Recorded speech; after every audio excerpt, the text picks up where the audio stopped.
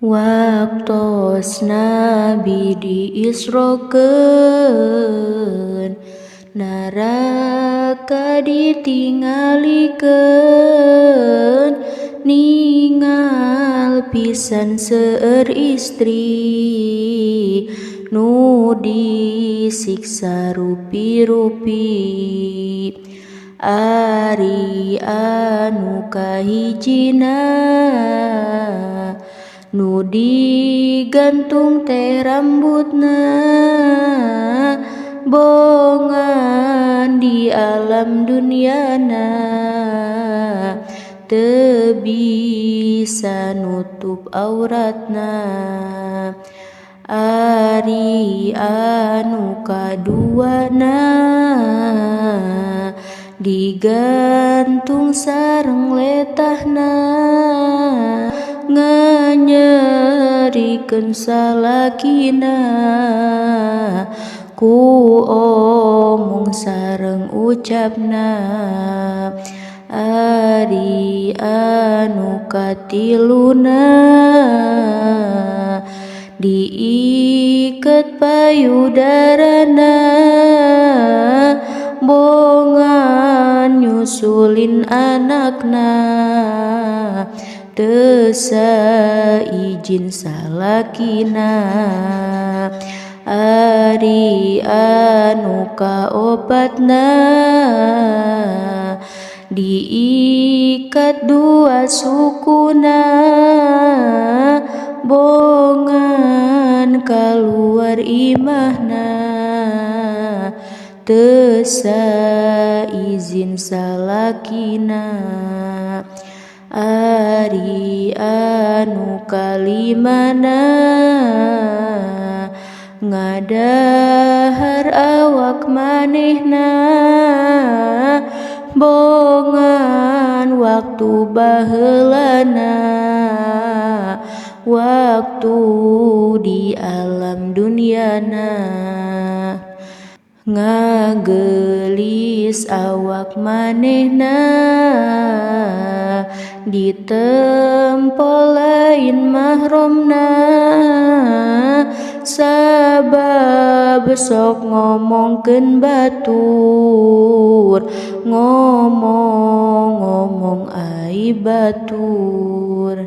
Ari anu kagenepna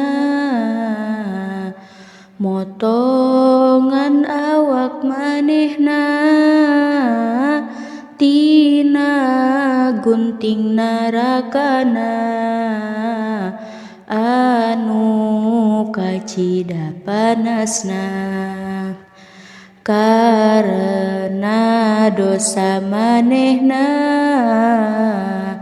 masyhur di alam dunyana,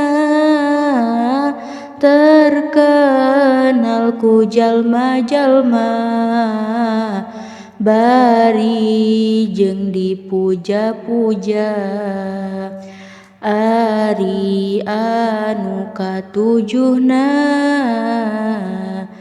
diiket dua sukuna, sareng kadua leungeunna, dugi ka ubun-ubunna, terus dibelit orayna, sareng ku kalajengkingna. Eta kitu siksaana ka istri tara solatna, oge tara puasana, tara mandi janabahna, oge teu daek wuduna, waktu di alam dunyana. Ari nu kadalapana beungeutna siga celengna,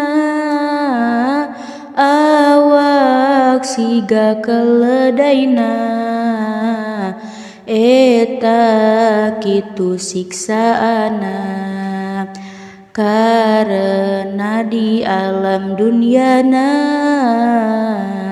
tukang ngadu-ngadu domba ku omongan jeung sikapna oge resep ngabohongna tina sadaya ucapna